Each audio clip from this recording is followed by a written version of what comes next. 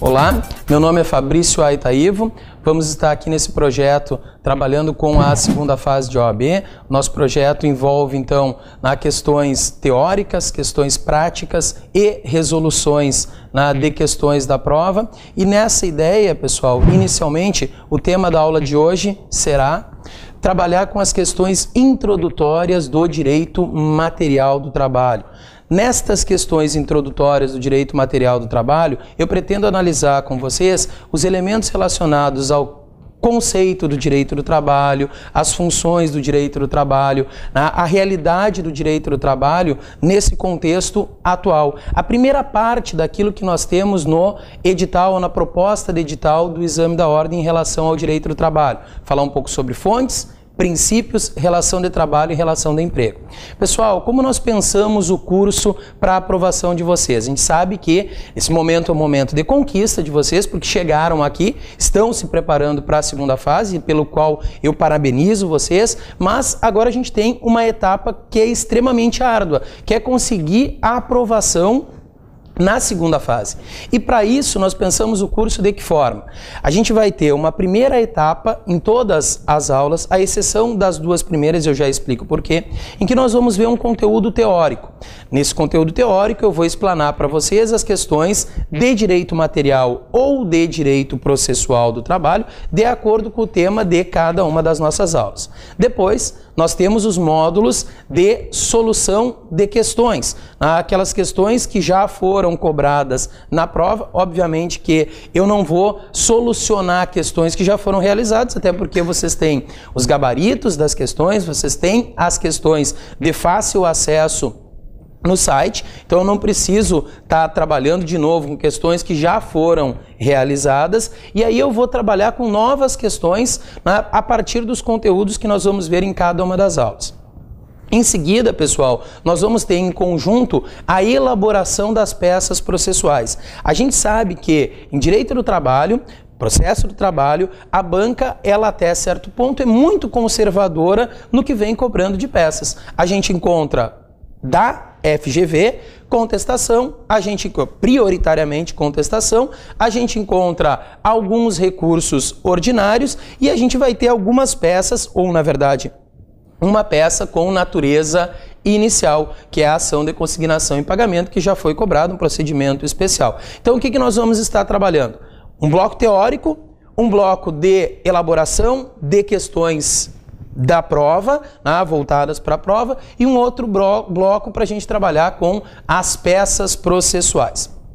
Pessoal, eu vou dar muita prioridade para quê? Para que durante a elaboração das peças a gente venha também a trabalhar com o direito material. O que tu precisa lembrar? Que a nossa aprovação não está em saber qual a peça processual que vai ser cobrada pela banca. Pessoal, esquece isso, não te preocupa com isso. Eu sei que a gente, quando começa a estudar para a segunda fase, a primeira pergunta que quer fazer é: professor, e qual peça o senhor acha que tu acha que vai cair na prova? Qual peça? Professor, aposta na petição inicial? Professor, nunca caiu. Fulano de tal diz que vai ser uma petição inicial. Beltrano diz que vai cair de novo contestação. Pessoal, ninguém sabe qual a peça vai ser cobrada na prova. Quem de repente der a sorte de acertar nessa, errou nas anteriores. Não me vem com essa conversa de que eu acertei, fulano acertou todas as... Não existe isso. Todas as peças são uma surpresa. E não é, garanto para ti, não é saber antecipadamente a peça que vai ser cobrada que vai te aprovar. O que vai te aprovar? Até porque eu noto isso e tu nota isso quando tu está fazendo os nossos exercícios, quando tu está fazendo as tuas peças.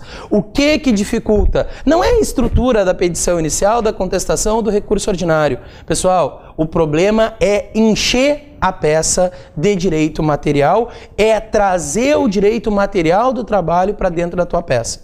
Então, o que nós vamos fazer nessas duas primeiras aulas introdutórias A primeira agora efetivamente de direito material e depois na aula introdutória do direito processual.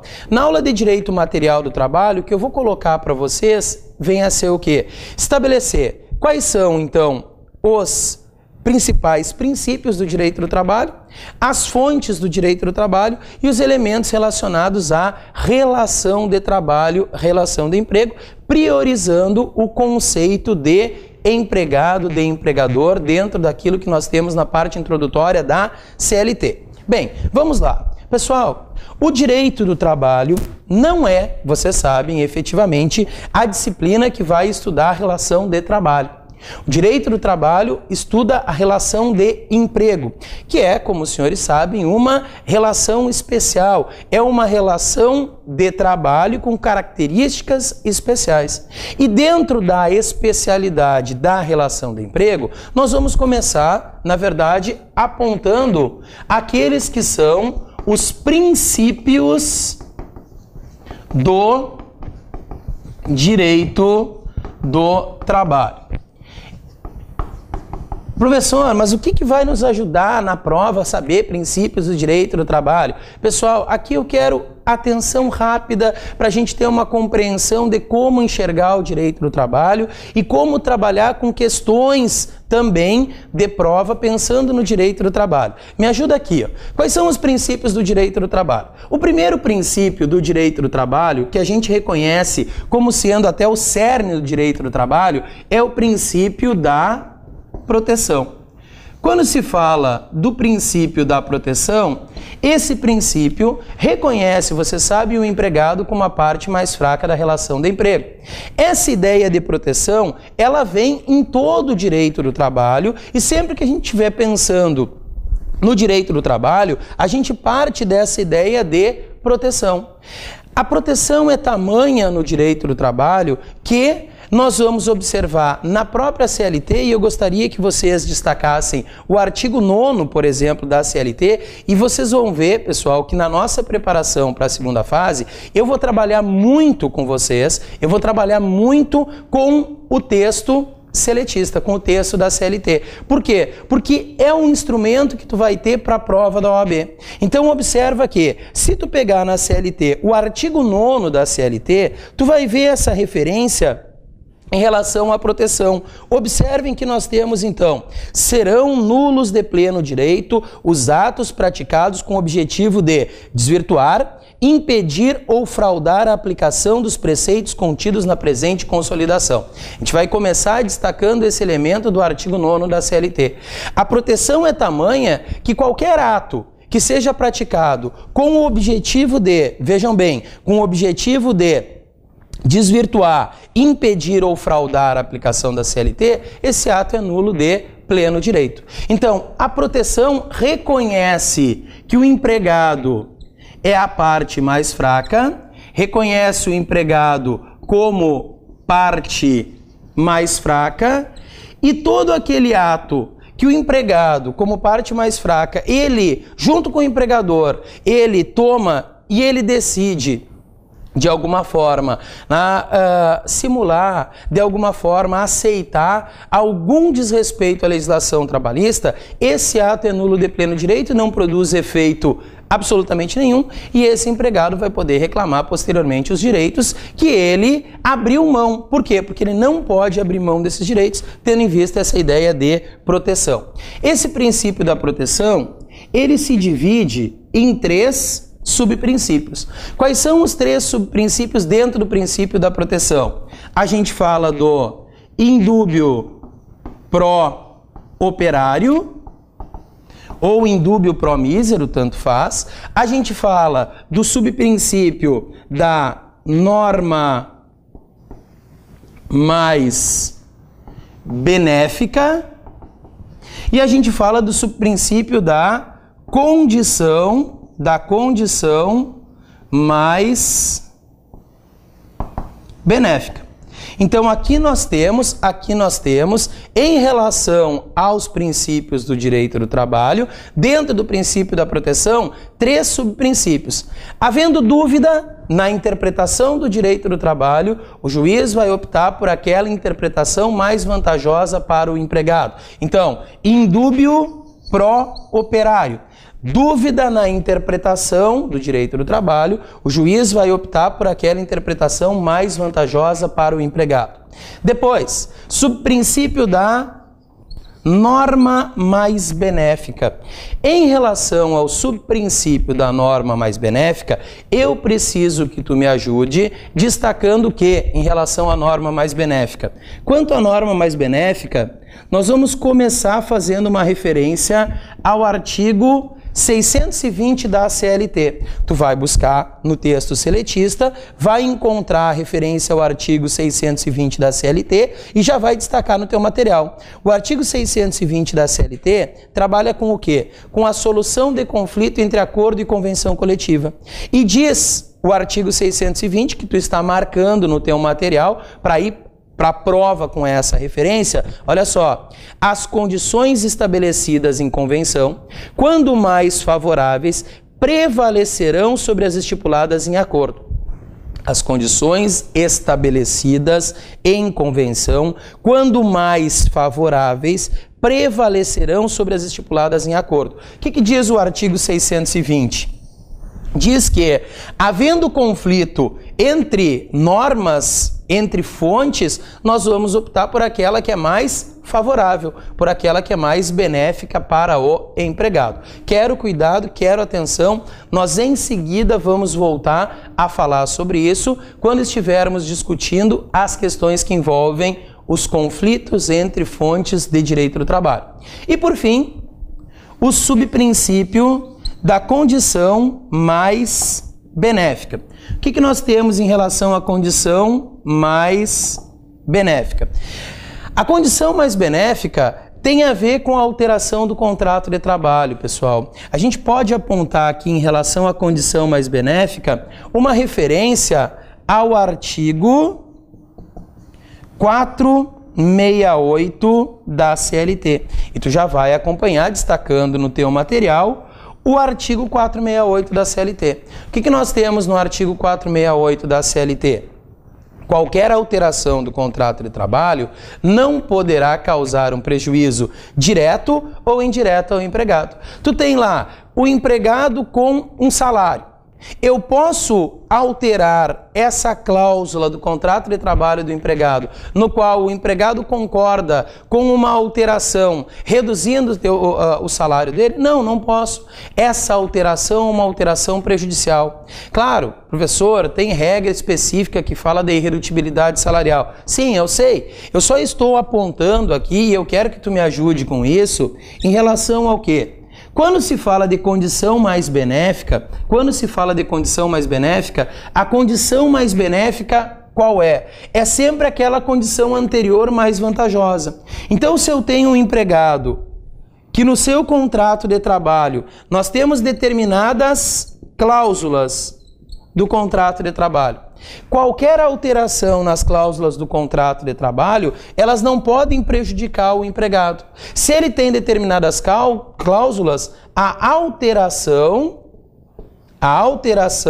dessas cláusulas não pode causar prejuízo direto ou indireto ao empregado. Qualquer alteração das cláusulas do contrato de trabalho não pode causar prejuízo direto ou indireto ao empregado. Essa é a ideia da condição mais benéfica. Dentro da proteção, a gente fala sempre da condição mais benéfica. Ok, pessoal? Agora, além do princípio da proteção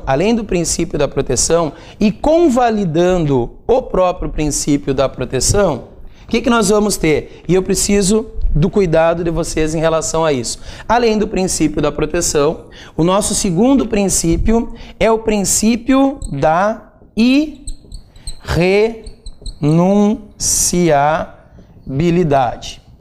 O que significa irrenunciabilidade enquanto princípio? Complementa a ideia da proteção. O direito do trabalho ele é irrenunciável. O direito do trabalho é irrenunciável. O empregado individualmente não pode abrir mão daquelas vantagens e da proteção oferecida pela legislação trabalhista. A irrenunciabilidade complementa a proteção. A irrenunciabilidade complementa a proteção.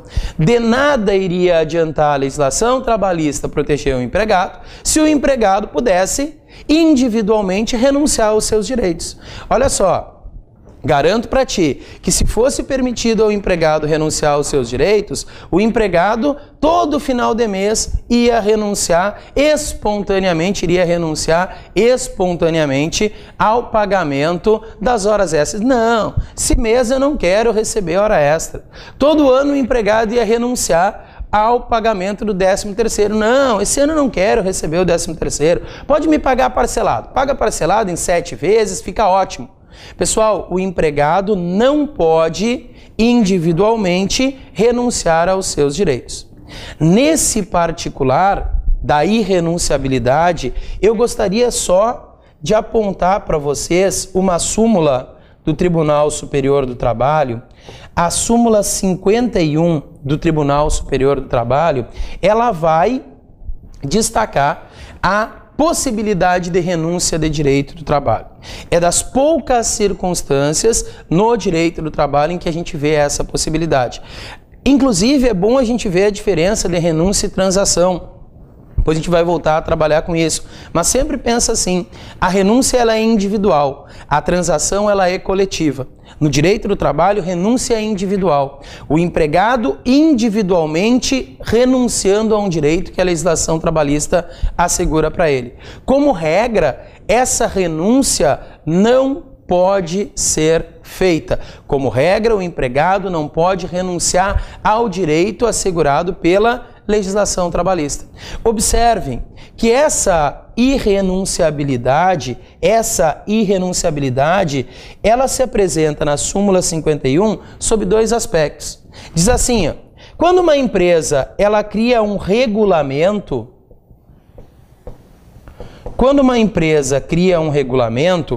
este regulamento serve para os empregados contratados na vigência desse regulamento.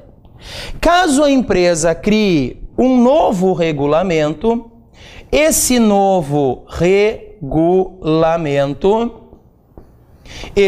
regulamento será observado pelos novos empregados. Os empregados que já estão trabalhando na empresa vão continuar tendo os seus contratos de trabalho regulados por esse regulamento empresarial. Obviamente que o novo regulamento, se for mais vantajoso do que o regulamento mais antigo, ele estará acessível para os empregados anteriormente contratados pela empresa. Agora, o que é importante a gente conjugar? A súmula 51, o item 1 e o item 2. Observem da súmula 51, e eu quero esse destaque com vocês, porque vocês sabem que 90% da nossa prova vem das súmulas do Tribunal Superior do Trabalho. Olha só, o que nós temos aqui em relação à súmula 51. Se eu buscar a súmula 51, a primeira parte ela diz assim: as cláusulas regulamentares que revoguem ou alterem vantagens deferidas anteriormente só atingirão os trabalhadores admitidos após a revogação ou alteração do regulamento. Então, qualquer modificação, qualquer elemento que revogue, que altere uma cláusula regulamentar, ela só vai atingir empregados contratados após a alteração desse novo regulamento. Agora, num segundo momento, a súmula diz assim, pessoal, e é esse o cuidado que eu quero que vocês tenham. Havendo a coexistência de 2 regulamentos da empresa, a opção do empregado por um deles tem efeito jurídico de renúncia às regras do sistema do outro. Ou seja, se eu tenho 2 regulamentos e o empregado faz a opção pelas vantagens do novo regulamento, essa opção, pelas vantagens do novo regulamento, importará na renúncia às vantagens do outro. Então, havendo uma opção do empregado pelas vantagens do novo regulamento, essa opção importará na renúncia às vantagens do regulamento anterior. É um ponto importante, é das poucas vezes que a gente fala de renúncia no direito do trabalho. Aqui é tranquilo, né? Eu tenho que levar em consideração esse ponto no que diz respeito à renúncia, a possibilidade de renunciar no direito do trabalho, desde que eu tenha um novo regulamento e o empregado faça opção pelas vantagens do novo regulamento, ok? Bom, pessoal, voltamos à questão dos princípios, e aí o terceiro princípio que nós vamos falar é o princípio da continuidade. Deixa eu te perguntar uma coisa, pensando no princípio da continuidade. Olha só, alguém que está desempregado, cristão está desempregado, qual é a primeira coisa que um desempregado faz quando arruma um emprego? Cristão arrumou um emprego, qual é a primeira coisa que ele vai fazer? A primeira coisa que ele faz é se endividar. Todo desempregado, quando arruma um emprego, a primeira coisa que ele faz é o quê? É se endividar. Ele vai arrumar um carnê para pagar, ele vai fazer um financiamento, vai desde comprar um celular em 10 vezes, a comprar um apartamento em 420 meses, mas que ele vai se endividar, ele vai se endividar. Por quê? Pela ideia da continuidade, pessoal. No direito do trabalho, nós vamos partir da seguinte regra. O contrato de trabalho, como regra, é de prazo indeterminado. Tanto é verdade isso em relação ao contrato de trabalho ser de prazo indeterminado, que a gente caracteriza o contrato de trabalho como sendo um contrato de trato sucessivo. O que significa isso, um contrato de trato sucessivo?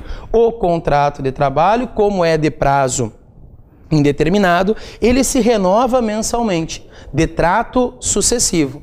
E ele só vai chegar ao fim, como regra, a partir do quê? A partir do momento que o empregado avisa o empregador que não tem mais interesse em trabalhar, a partir do momento que o empregador avisa o empregado que não tem mais interesse na manutenção daquele contrato. Por isso que nós vamos ter um contrato de prazo indeterminado, um contrato em que a continuidade ela é a regra.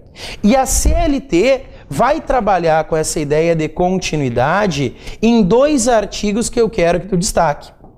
Tanto no artigo 10, como no artigo 448 da CLT. Pessoal, a partir de agora, salvo exceções, quando for um artigo, uma súmula muito importante, eu só vou colocar para ti o artigo e a súmula, e tu vai procurar o artigo. Eu não vou fazer a leitura exatamente dos termos que constam no artigo 10, no 448. Por quê? Porque tu vai buscar a legislação, para o vídeo, busca a legislação, encontra ali, lê o artigo 10, lê o artigo 448 e a gente volta para a nossa conversa. Para a gente não perder tempo aqui, não ficar uma coisa maçante, sendo que tu tem essa possibilidade. Para, lê o artigo, para, lê a súmula, volta a assistir a nossa aula. Isso é um elemento que eu acho que ajuda a gente a ter uma dinâmica legal aqui na nossa aula. Então, assim, o que nós temos em relação à continuidade? Se tu observou o 10 e o 488, tu viu que as alterações, de acordo com o 10, na personalidade jurídica da empresa, as alterações, de acordo com o 448, na propriedade da empresa, viu que eles são bem parecidos? Um fala da personalidade jurídica, outro fala da propriedade.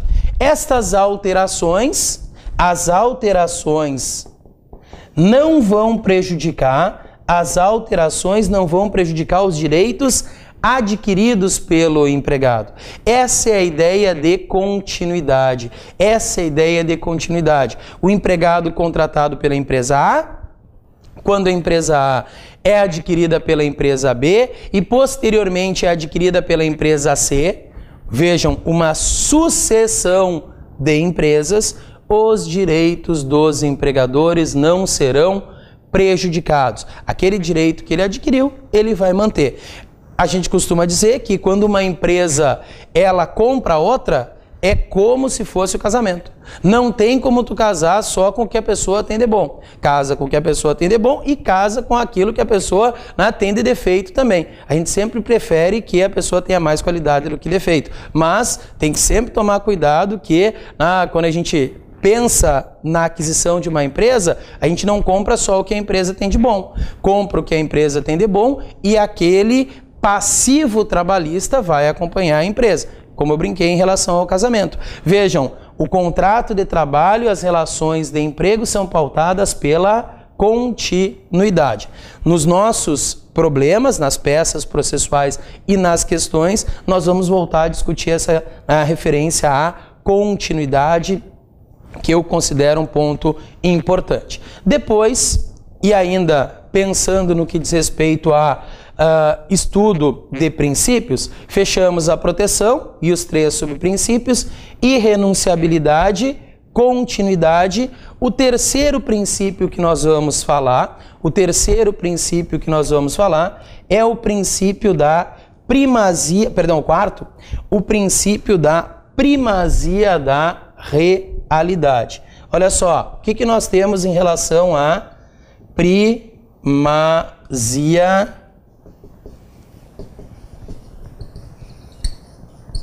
da realidade.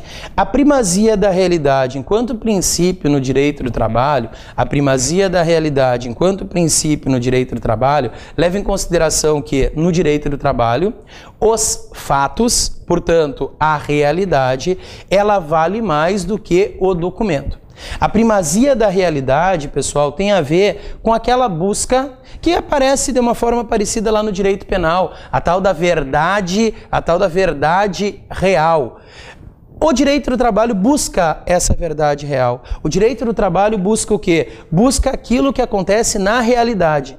O fato do empregador pagar para o empregado R$1.000 na carteira e mais 500 por fora, faz com que, se esse empregado provar que recebia 1.500, todos os pagamentos do FGTS, do 13º, das férias, devem ser feitos com base no quê? Nos 1.500. Veja que no direito do trabalho, PF, não é parto feito. No direito do trabalho, PF é o quê? Pagamento por fora. Esse pagamento por fora, quando comprovado, dá ao empregado o direito de receber, como falei, fundo de garantia, 13º, férias, também do por fora. Aquela empresa que chama lá o empregado e diz assim, ó, eu vou assinar a tua carteira, e na carteira eu vou botar o fixo, e a comissão eu pago por fora.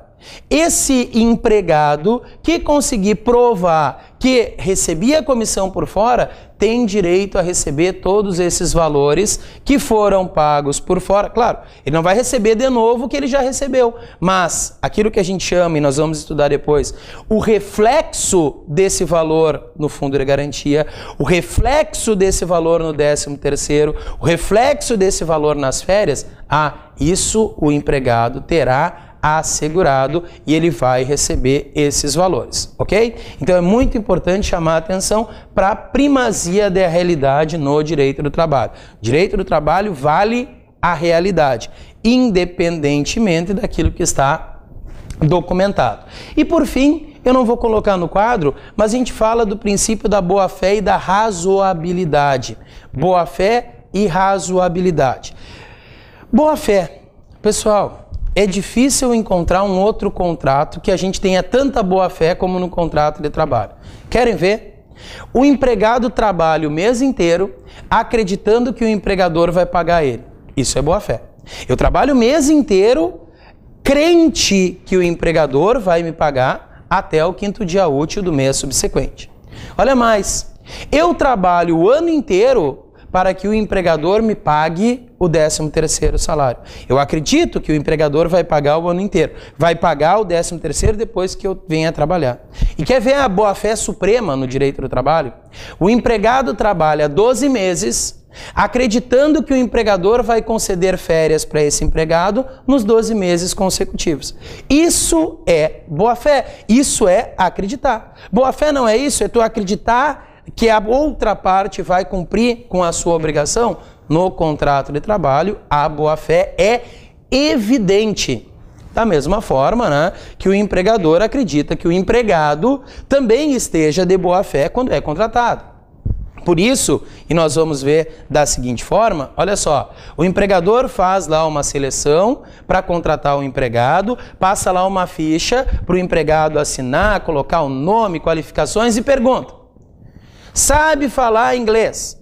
Sabe falar alemão? Sabe falar espanhol? Aí o candidato coloca lá, espanhol, fluente.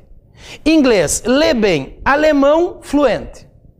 Aí passa 2 meses, o empregador que contratou esse empregado, acreditando que o empregado tinha aquelas competências, pede para o empregado receber alguém que vem da Alemanha, então, para encaminhar ali na empresa. O empregado não sabe nada de alemão. É evidente que esse empregado não agiu de boa fé, e aí pode ser dispensado, inclusive, por justa causa, uma vez que esse empregado disse que tinha aquela determinada habilidade. Então, a boa fé, ela é tanto para o empregado como para o empregador.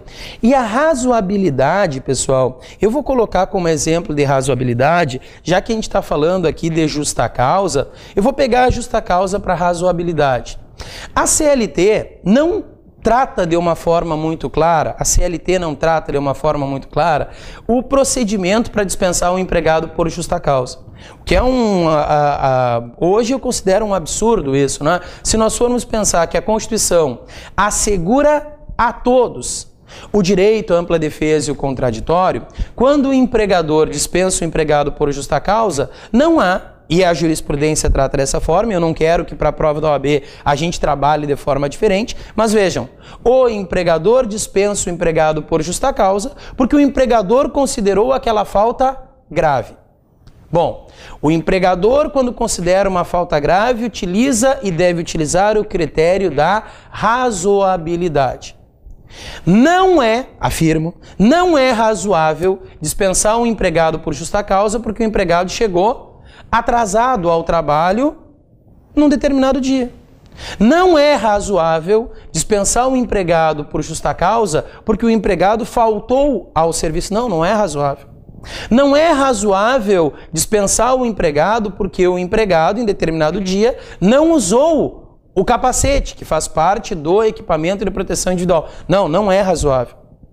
O razoável é o quê? O empregado foi, nesses casos que eu falei para vocês, advertido, o empregado foi suspenso, o empregado é reincidente. Bom, o empregado cometeu diversas pequenas faltas que no conjunto, dentro de uma razoabilidade, permitem ao empregador dispensar esse empregado por justa causa na figura, por exemplo, da desídia. Agora, eu não posso, na primeira falta do empregado, dispensar por justa causa. Professor, para aí. Estou confuso aqui. Claro, tem que estar confuso. Razoabilidade é subjetivo. Gravidade de falta é subjetivo. Por isso, cuidado maior. Eu tenho que ter muito cuidado. Eu tenho que pensar, por exemplo, na justa causa, como se fosse a pena de morte. Justa causa no direito do trabalho é a pena de morte para o empregado. Te pergunto, tem pena de morte? Os países que desenvolvem lá e que aplicam a pena de morte, nos Estados Unidos, o cara que é ladrão, roubo ou furto, vai nos Estados Unidos ser condenado à pena de morte? Não. Ele pode cometer vários crimes e ele não vai ser condenado à pena de morte. O direito do trabalho tem que se pautar pelo mesmo critério. O empregado pode cometer faltas e eu tenho instrumentos para punir. Eu tenho a suspensão disciplinar, suspendo por 1, por 2, por 3, por 4, por 5 dias, sei lá, eu suspendo o empregado. Para dispensar o empregado por justa causa, a falta tem que ser grave, de acordo com um critério subjetivo de razoabilidade. Professor, então pelo que está dizendo aí, para dispensar o empregado eu preciso ter advertência, suspensão? Depende. Professor, mas acabou de dizer que eu não posso dispensar o empregado na primeira falta. Calma, pode sim. Uma vez que o empregado surrar o empregador, bater no empregador, pode dispensar por justa causa. Por quê? Porque tu imagina que coisa ridícula, o empregador dando uma advertência uma suspensão, outra suspensão, porque o empregado agrediu o empregador. O cara tem que apanhar 4 vezes para poder dispensar o empregado por justa causa. Ridículo! A falta sendo grave por si só, posso dispensar o empregado sem suspendê-lo, sem adverti-lo, porque a falta é grave. Esse é o critério de razoabilidade que nós temos que ter enquanto princípio do direito do trabalho. De modo que, quais são os nossos princípios? Princípio da proteção, dividido em 3 subprincípios, como eu coloquei ali para vocês. Princípio da irrenunciabilidade, princípio da continuidade, primazia da realidade, boa-fé e razoabilidade. Eu não trouxe aqui, e vou trazer agora, tem outra questão para a gente exemplificar. Exemplificar primazia da realidade e razoabilidade que eu vou trazer para ti nesse momento. Olha só, quer ver um princípio de primazia da realidade e junto com ele a própria ideia de razoabilidade? Tu vai buscar a súmula 338 do TST, tu vai buscar a súmula 338 do TST, que é a súmula que trata do cartão ponto, da obrigatoriedade do cartão ponto. Tu vai pegar a súmula 338 do TST, vou colocar ela aqui, a súmula 338 do TST, vai destacar no material que essa súmula 338 do TST, ela é dividida em 3 partes. E aí nós vamos ver o quê? Olha só, item 1 da súmula. O ônus do empregador que conta com mais de 10 empregados, é o ônus do empregador que conta com mais de 10 empregados, de acordo com o 74, parágrafo 2º, mais de 10 empregados significa 11, 12, 13, mais de 10. É ônus do empregador que conta com mais de 10 empregados manter o registro da jornada de trabalho em cartão ponto.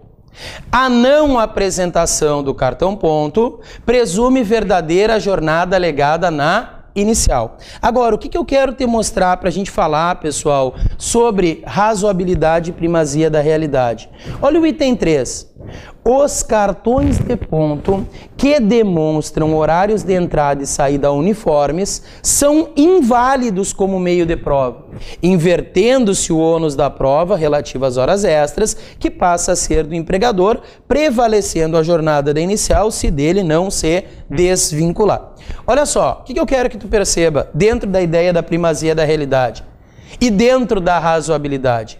Não dá para acreditar, contra o que acontece na normalidade, que a gente aceite como meio de prova de jornada de trabalho cartões ponto em que nos últimos 5 anos, todos os dias o empregado chegou às 8 horas, saiu ao meio-dia, voltou às 14 horas, foi embora às 18. Todos os sábados o empregado chegou às 8 horas e saiu ao meio-dia. Pessoal, 5 anos, ele não chegou 1 minuto atrasado, ele não chegou 1 minuto antes, ele não saiu 1 minuto atrasado, ele não saiu 1 minuto antes. É óbvio e não é razoável aceitar esse cartão ponto. Por quê? Porque é evidente que esse cartão ponto não retrata a realidade. Olha a primazia da realidade e a razoabilidade aparecendo também na súmula 338 do TST, especialmente no seu item 3, ok? Pessoal, aqui a gente fez uma explanação geral dos princípios do direito do trabalho, proteção, irrenunciabilidade, continuidade e primazia da realidade, além da boa-fé e da razoabilidade. O que nós vamos ver em seguida, então, após ter tratado dos princípios? Eu já quero colocar para vocês as questões relacionadas às fontes do direito do trabalho. O que nós temos em relação às fontes do direito do trabalho? Quando se fala de fontes do direito do trabalho, nós temos que observar o quê?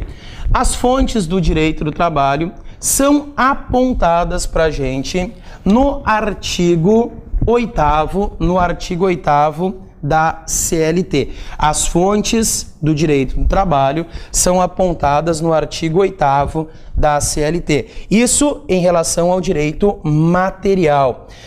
Artigo 8º coloca as fontes do direito do trabalho. Eu não vou deixar de abrir aqui rapidinho para vocês uma pequena referência em relação a fontes do direito, porque sempre que a gente fala de fontes do direito, e aqui eu não vou deixado e colocado dessa forma para vocês. As fontes do direito, via de regra, são de duas formas. A gente fala de fontes formais do direito e fontes materiais do direito. O que é uma fonte material? E o que é uma fonte formal? As fontes materiais e as fontes formais, a fonte material e a fonte formal, elas se dividem da seguinte forma. Eu costumo colocar a seguinte referência. A fonte material, ela é uma fonte não jurídica, enquanto que a fonte formal é uma fonte jurídica. A fonte material, ela é uma fonte não jurídica. Como assim não jurídica? Pessoal, sendo bem objetivo e apontando aquilo que é fonte material do direito do trabalho. Fatos históricos. Fatos históricos, acontecimentos passam a ser fontes de direito do trabalho. Vamos pensar no surgimento do direito do trabalho. O direito do trabalho surgiu quando? O direito do trabalho surge a partir da Revolução Industrial. A Revolução Industrial é o berço do direito do trabalho. O pensamento liberal vai também influenciar no surgimento da Revolução Industrial e, posteriormente, o pensamento e a ideia de ter uma superação do liberalismo e de um modelo social vai fundamentar o surgimento do direito do trabalho. Uma proteção para o trabalhador dentro da fábrica. Provavelmente, se nunca tivesse ouvido Revolução Industrial, se os trabalhadores não viessem a trabalhar em fábricas, da forma como aconteceu, quando aconteceu, não se falaria hoje de direito do trabalho. Por quê? Porque as pessoas não teriam mudado a sua forma de vida e não seria necessário essa disciplina jurídica. Ou seja, a alteração no modo de produção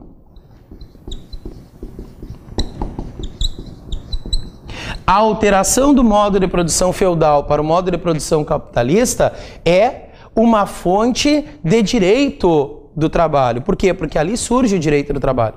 Quando a gente passa a compreender que existe possibilidade de indenizar alguém pelo dano moral, e a gente pensa nisso a partir do quê? A partir de uma outra ciência, psicologia, psiquiatria, que nesse caso a psicologia, que vem a comprovar a possibilidade de alguém sofrer dano moral. Esse fato, que é lá de uma outra ciência, serve como fonte do direito do trabalho. Observem que seria uma fonte não jurídica. Poderia colocar a psicologia. Agora, se eu pensar em fonte jurídica, a fonte formal, é aquela fonte material que já se tornou algo jurídico. As fontes formais, e quando a gente pensa em fonte formal, fonte jurídica, via de regra a gente coloca assim, ó, fonte formal é a lei. Fonte formal de direito é a lei. De direito do trabalho não é diferente. A lei é uma fonte formal de direito do trabalho. Mas eu preciso que tu observe o artigo 8º da CLT. Veja que o artigo 8º vai dizer assim, ó, na falta de disposição legal ou contratual. Na falta de disposição legal ou contratual, na falta da lei ou do contrato, na falta da lei ou do contrato, na falta da disposição legal ou contratual, eu vou utilizar outras fontes. Eu costumo dizer assim, então, a lei e o contrato são fontes de direito do trabalho, são fontes formais que a gente pode considerar como sendo primárias. Fontes primárias de direito do trabalho. Por que fonte primária do direito do trabalho? Por quê? Porque primeiro eu vou buscar a lei, primeiro eu vou buscar o contrato. Na falta da lei, na falta do contrato, nós vamos observar as chamadas fontes secundárias. O que são as fontes secundárias? Aquelas que a gente encontra no artigo 8º da CLT. Se eu abro o artigo 8º da CLT, eu vou encontrar uma série de fontes secundárias. Por quê? Porque na falta da lei ou de uma disposição do contrato, eu vou me socorrer do quê? Bom, eu vou me socorrer da jurisprudência, eu vou me socorrer da analogia, eu vou me socorrer da equidade, eu vou me socorrer dos princípios, etc. Não vou colocar aqui no quadro, porque a gente vai apontar de acordo com o artigo 8º da CLT, tu vai buscar o artigo 8º da CLT e a gente vai ver uma por uma, pelo menos referências, tá, pessoal, a essas fontes. Olha só, pegou ali o artigo 8º. As autoridades administrativas e a Justiça do Trabalho, na falta de disposições legais ou contratuais, decidirão, conforme o caso, pela jurisprudência, pela analogia, pela equidade, pela jurisprudência, pela analogia, por equidade, outros princípios e normas gerais do direito, principalmente do direito do trabalho, e ainda, de acordo com os usos e costumes, o direito comparado, mas sempre de maneira que nenhum interesse de classe ou particular prevaleça sobre o interesse público. Pessoal, vamos trabalhar um pouquinho aqui com essas fontes agora já mais voltadas para o direito do trabalho. Vamos colocar quais são estas fontes aqui no quadro e trabalhar um pouquinho com cada uma dessas fontes que nós temos aqui. De acordo com o que a gente viu no artigo 8º, aquelas fontes primárias, as fontes primárias vão ser o quê? Vão ser a lei, é uma fonte primária, e o contrato e a disposição contratual. Lei e contrato nós vamos colocar como fonte formal primária. Aí a gente vai abrir fonte formal secundária. Em relação às fontes secundárias, a gente vai colocar a primeira referência à jurisprudência. O que eu quero destacar para ti em relação à jurisprudência? Jurisprudência é fonte no direito do trabalho? Sim, jurisprudência é fonte no direito do trabalho. De que modo a jurisprudência vai nos auxiliar na prova da OAB? Em tudo. Especialmente no que diz respeito ao quê? Às súmulas do Tribunal Superior do Trabalho, as orientações jurisprudenciais, especialmente da Seção de Dissídio Individual 1 do TST. Eu preciso muito da atenção de vocês em relação às súmulas do TST e OJ da SDI 1. O nosso estudo vai ser feito priorizando o quê? Priorizando, obviamente, aquilo que nós temos na lei, especialmente a CLT, mas além da CLT, nós vamos trabalhar muito com súmulas do TST e com orientações jurisprudenciais da SDI 1. Eu sei que vocês têm o material de vocês com certeza vai ser adequado, mas é muito importante que vocês saibam trabalhar com o índice remissivo do material de vocês. Nas nossas aulas, pessoal, especialmente quando eu estiver respondendo questões e trabalhando com peças processuais, eu vou auxiliá-los em como utilizar o índice remissivo, como se localizar dentro da CLT, que não é um texto, a gente tem que convir, não é um texto muito bem organizado, né? Ele é um pouco confuso em relação a tópicos, aos assuntos, mas a gente tem instrumentos, a gente tem ferramentas que permitem, né, que a gente faça esse trabalho de uma forma adequada. Então, jurisprudência, especialmente súmula e OJ. Claro, eu estou colocando aqui, priorizando aquilo que nós vamos estudar para a prova da OAB. Mas é evidente que jurisprudência, o conceito de jurisprudência no direito do trabalho é o mesmo básico lá que a gente tem em qualquer disciplina de direito. Jurisprudência são as decisões reiteradas do tribunal sobre uma matéria. Isso é jurisprudência. A jurisprudência existe do TRT, existe do TST, existe do STF, existe de todos os tribunais. Jurisprudência. Eu vou chamar a atenção pela importância da jurisprudência do TST, tanto as súmulas como as orientações jurisprudenciais. Uma outra questão importante no que se refere à jurisprudência, é observar que se quando se fala de jurisprudência, a gente está pensando também nas súmulas do STF. Sendo que no direito do trabalho, a matéria sumulada no STF, ela não é tão frequente, ainda que nós temos algumas súmulas do STF que nos servem e que a gente faz referência. A súmula 666, por exemplo, trata de contribuição assistencial, na contribuição confederativa, na verdade. Contribuição sindical. Então, a gente tem referências também lá. E uma outra questão que eu quero lembrar para vocês são as súmulas vinculantes do STF. E dentre essas súmulas vinculantes, só para ver a importância que a gente não pode deixar passar despercebido, a súmula vinculante número 4 do STF é uma súmula vinculante que tem muita importância no que diz respeito, por exemplo, às questões que envolvem o direito dos trabalhadores, em especial insalubridade. A gente trabalha muito com a súmula vinculante número 4 também, então quero cuidado e atenção de vocês. Além da jurisprudência, que aparece como fonte secundária, nós vamos ter também, e já vimos, referência à analogia. A analogia aparece como uma fonte também de direito do trabalho. O artigo 8º faz referência à analogia. Em relação à analogia, pessoal, o que eu gostaria de destacar para vocês? Também uma súmula do TST que leva em consideração a analogia.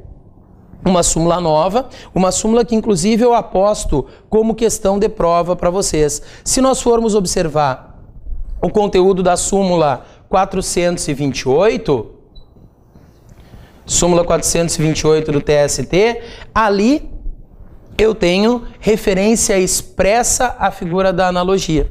Observem que a súmula 428 do TST, ela coloca o quê? Em relação à analogia. Ela faz uma referência ao sobreaviso,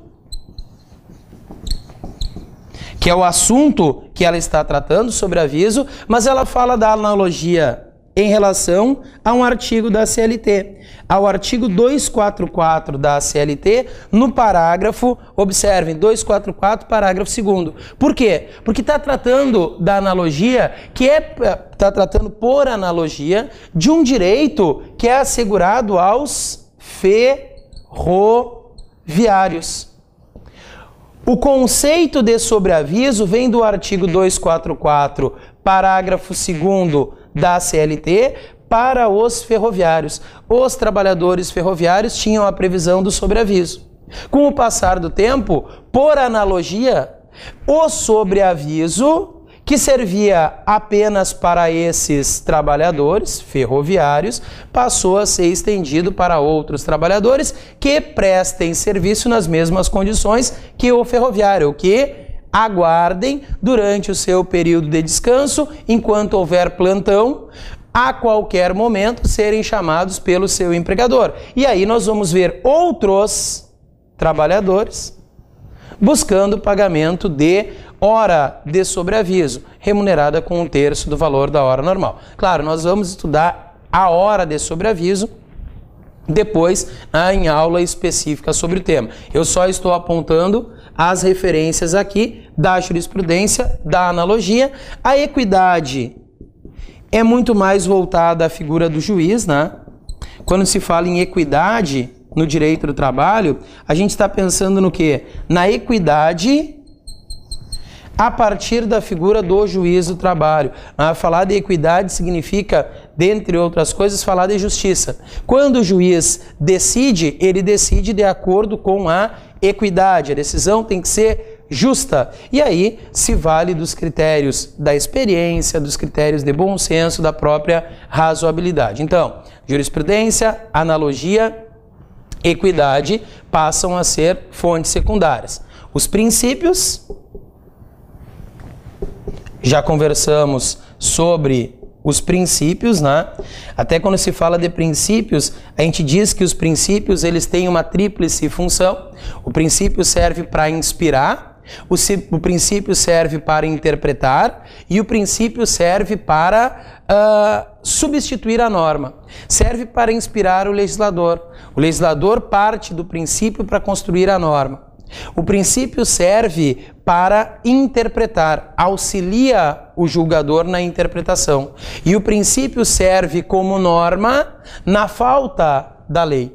Observem que a CLT, no artigo 8º, coloca os princípios também como sendo fontes de direito do trabalho. Então, jurisprudência, analogia, equidade, princípios. Em seguida, nós temos uma outra referência importante, que eu quero abrir para vocês aqui, ó. Os usos e o costume. Especialmente o costume como fonte de direito do trabalho.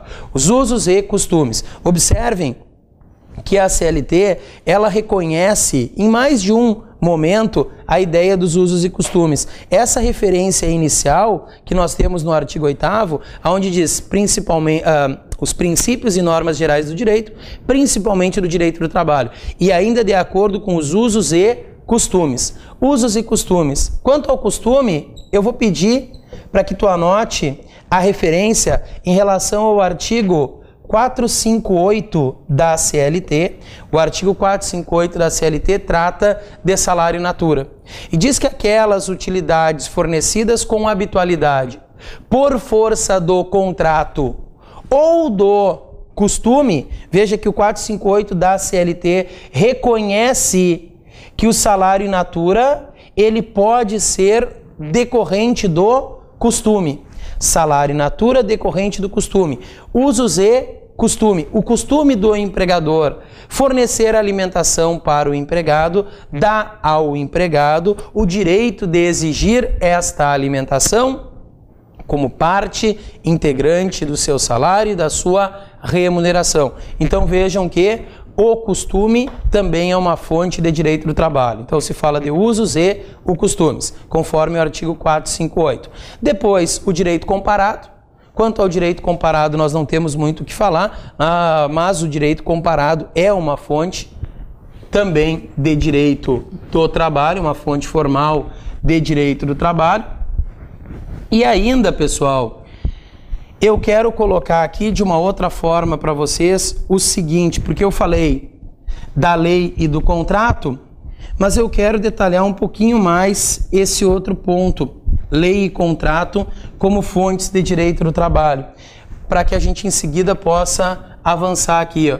Quando eu falo de lei e contrato, lei em sentido amplo, tá? Porque aqui nós podemos ter as disposições da Constituição Federal, as disposições da CLT, as disposições de outras leis que interessam ao direito do trabalho. Junto com a própria Constituição, nós poderíamos pensar nas emendas à Constituição. A própria, vejam bem, CLT, ela é recepcionada ou foi recepcionada pela nossa Constituição como uma lei ordinária.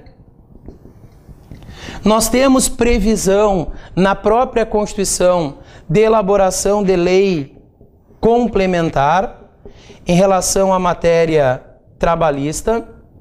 Então, nós podemos ter, nada impede, medida provisória sobre direito do trabalho. Então, isso aqui tudo enquanto lei. Constituição, emenda, lei ordinária, lei complementar, medida provisória. Nós podemos ter outras leis ordinárias ou complementares. Por exemplo, a lei que regula o FGTS não está dentro da CLT. É uma lei esparsa regulando o FGTS. Também podemos apontar